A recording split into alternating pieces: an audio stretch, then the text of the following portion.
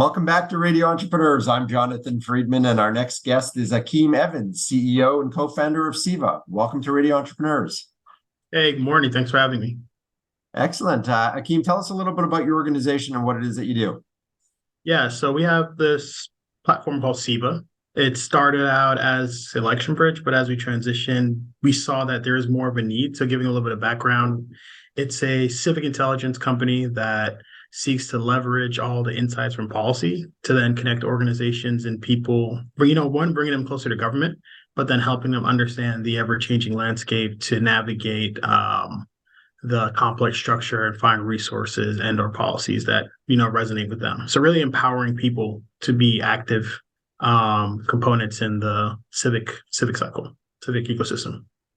So I can see a situation where, as you guys are early in your organization's development, certainly a need to bridge the two. How do people come to you, or do you go out to industry groups? What's the sort of mechanism for people to engage and organizations to find out about the work that you guys are doing? And I would assume what you do is you provide them with guidance as to some of the perhaps regulatory or whether it's information just on their industries and resources. So how does that process sort of happen, and how do you, since your evolution, how has it changed, et cetera? Yeah, definitely. So when we started, again, like I briefly mentioned, we were called the Election Bridge, which caused some slight confusion for a lot of our users, and people are coming to us because they say Election Bridge, we just help streamline elections. But our theory and the way we built our company is that, the civic ecosystem is bigger than just the elections, which is a strong component of that entire ecosystem. But, if I can paint a quick picture really fast, people elected officials or government entities that are composed that then fund third sector, like nonprofits who provide the service.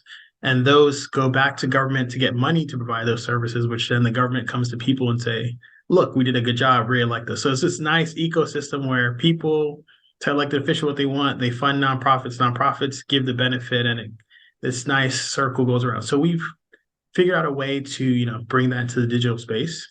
And the way we get from, government to people is through organizations. So organizations have been our initial, I guess, break into that ecosystem, that flywheel, as some people like to call it, I was telling you about. So we help them. So when you say organization, sorry, Ackeem, you're talking about industry groups or associations, or literally individual organizations?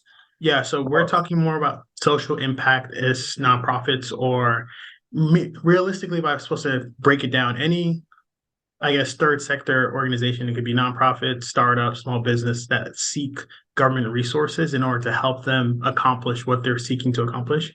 Mostly that stems with 501c3 or 501c4 nonprofits, but then it also expands into small businesses or startups who are looking for, government funding to give them that initial boost or help them accomplish some impact that they're trying to see in the community. We always hear stories, very broad ranging and sometimes mind-blowing stories about the amount of money that is available that goes unused. Obviously during the pandemic, there was a lot of talk about COVID funding, and now I don't think there's anybody that is party to an organization that doesn't get some solicitation for ERP, funding. That may be larger scale and different than you're talking about. But are there some statistics that you can share that are just, general statistics about the amount of funding available for various programs that expires every whatever cycle, 2 years, 3 years, because it's not being used? I would imagine that connectedness is hardly efficient. That there's a lot of stuff that gets created and then not used.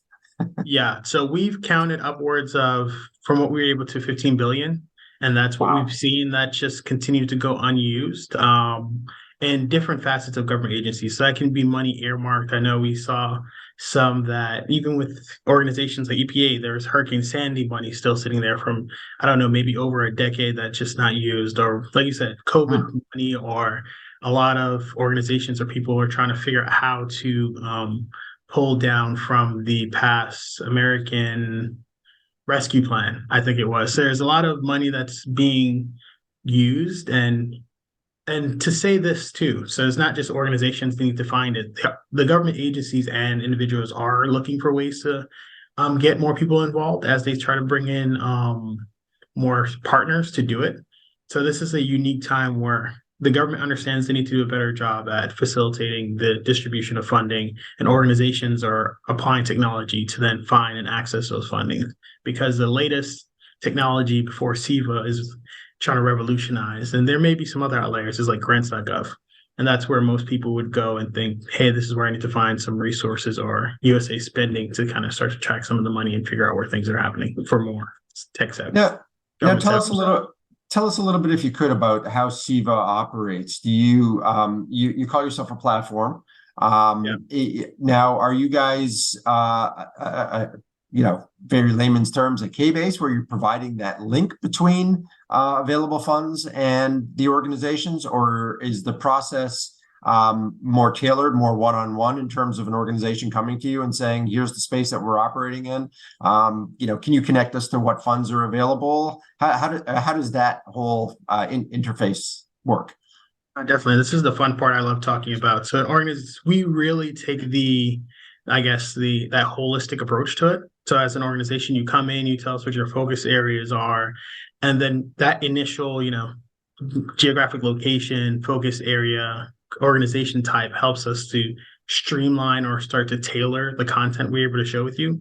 And as you continue to use the platform, have a conversation, have dialogue, interact with different pieces or components of legislation and join different ecosystem and groups, we then continue to customize and tailor the pieces of policy that you are seeing and engaging with, and then exposing you to other organizations or like groups that are working within the same space or same policy, to start to create this online civic ecosystem network that then continues to learn as people use it. So if you and I came onto it, we're two organizations with a similar mission, but I figured out how to get to, from state level to agency level, that learning then translates to you, and then you learn from agency level to department level.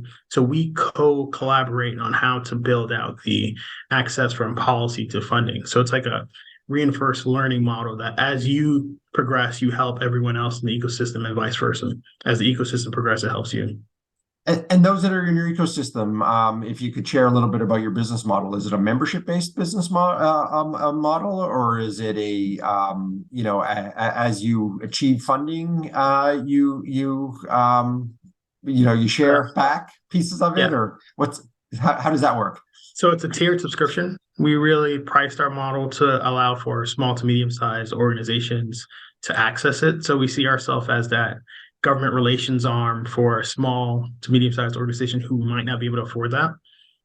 So we've figured out that way, and that's a basic tier. But as you continue to access different features along the platform for more tailored experience, that increases prices. But what we've seen is, as like associations or consortiums support smaller nonprofits, we would do a lot of work with them, and then they would provide our services, kind of like Airtable. So you buy a set number of seats, and then they're able to plug in some of their smaller nonprofits into those seats, and they can use the platform throughout the year. And it's an annual subscription.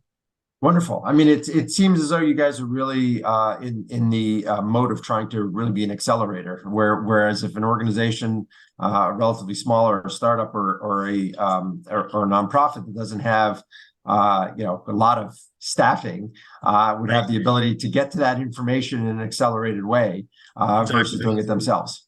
Wonderful. Right. And how many member organizations do you have on the platform today? So we have. Yeah, so we have, I would say, if I'm counting on top of my hand, 4, and then about another 10 it's in the pipeline. So we have a growing pipeline, but the thing, we're currently fundraising to take that next step, because customer success and customer service is important to us. So we want to make sure that the people we bring onto the platform we're able to continue to support, because we're in the nascent stage of developing the entire ecosystem. We want to make sure we can really monitor and capture all of the nuances to ensure that our algorithms can keep up with the growing demand of our users. Because, small nuanced things can happen where we'll be talking to our customer and they'd say, Ackeem, we really enjoy using this, and if there was a feature that allowed us to send calendar invites, but I don't want to get an email response every time one of the 99 people read, like small things like that, that can really make a difference between a customer experience, is why we stayed the smaller set now and are fundraising to expand the team to take on this growing pipeline of people who are waiting to use us. Is that one of the things that you've learned, is that you really have to focus your opportunities? One of the challenges when you're a small organization or a startup organization is determining what the priorities are. And it sounds like you're really focused on your customer base or your prospect base, determining what the feature set or what's important to them, so that you guys will build that out. Yeah, 100%. It's like you said, it's hard because sometimes you'll get varying industries and we have to kind of put things, opportunity case by case basis. Because we love our platform. We envision it being the household name that people use when you think of, hey, I want to engage in the government some way. So we went to organizations, and from that, we would eventually grow into, direct B2C, people to consumer, to allow people to have that civic assistant. So CIVA stands for Civic Intelligent Virtual Assistant. But then, opportunities come from the things we take for granted, to be able to just look up and understand, at their state site about who's running for office, or even go to Secretary of State, again, depending how in depth you want to get on all the people running in the state. But other developing democracies don't have that. And we've have MOUs and people reach out to us to see if we can do something as basic as, making a digital infrastructure for all the candidates for what they're doing. But that's something we put in the pipeline for 3-4 years down the line, just because we don't have the bandwidth to jump around. That's another vertical segment of that's an entire new company we would be doing just to start digitizing international civic landscapes. Wonderful. Well, it seems as though you guys has the vision for what you want your organization to be and what you want to provide, and wish you continued success and continued luck as you build it out. Any takeaways early in the stage of is this your first entrepreneurial venture, or you've been active in others? Started a nonprofit right out of college, and that nonprofit has grown into something that we can hand off. I do more of an advisory role in that now. This is my first startup that I'm starting. And I guess to answer the first part of the question, any advice is to keep going. It's persistence. You have to move through, and then what they say, the fail fast, pivot fast is a real thing. So if you come out with one idea, you test it, you see if it works, and then you move, if you need to the idea that works. And never be too stuck on your initial vision, but stay true to like your core values, I guess is the Excellent. So good advice for any entrepreneurs, and we really appreciate obviously people living the throes of it, giving us wisdom and sharing it with our network. Ackeem, if people want to get in touch with you directly, want to learn more about your organization, what it is that you're doing, what's the best way for them to reach out to you? Yeah, email me. So my email is Ackeem, ACKEEM @electionbridge.com, or you can find me on LinkedIn, Ackeem, and last name Evans. Excellent. Our guest has been Ackeem Evans, CEO and co-founder of CIVA. We wish you continued success as you guys continue to ramp your organization up. Thanks so much. And we'll be right back with another segment on Radio Entrepreneurs.